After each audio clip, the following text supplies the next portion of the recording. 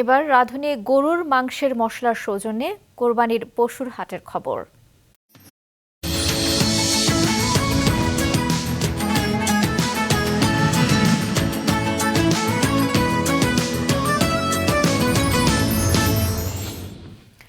রাজধানীতে আজ থেকে আনুষ্ঠানিকভাবে শুরু হয়েছে পশু কেনাবেচার হাট। কোরবানির পশুর সংখ্যা পর্যাপ্ত হলেও দাম নিয়ে ক্রেতা বিক্রেতাদের মধ্যে রয়েছে মিশ্র প্রতিক্রিয়া। বিপ্লব আহসানের রিপোর্ট, ছবি তুলেছেন ইমাম হোসেন। কালা জামাই সাদা জামাই এবার গাবতলী হাটের প্রধান আকর্ষণ। এই জোড়া গরুর দাম হাঁকানো হয়েছিল 1 কোটি টাকা।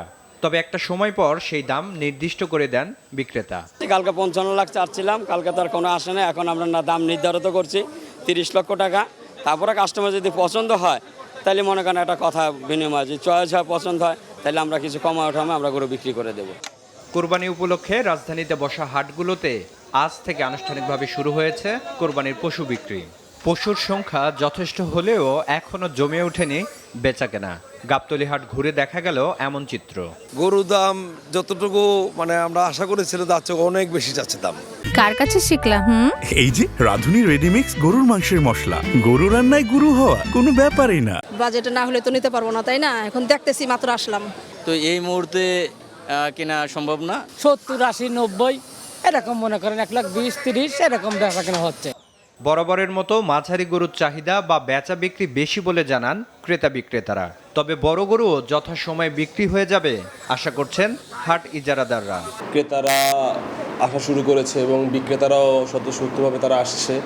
তো আমরা আশাবাদী ইনশাল্লাহ ভালো কিছু হবে, আমরা সর্বোচ্চ আশাবাদী নিয়ে। কোরবানির হাটগুলোতে অন্যান্য আইন শৃঙ্খলা বাহিনীর সাথে কাজ করবে র্যাবও। সকালে হাটের সার্বিক নিরাপত্তা ব্যবস্থা পরিদর্শনে আসেন র্যাব মহাপরিচালক।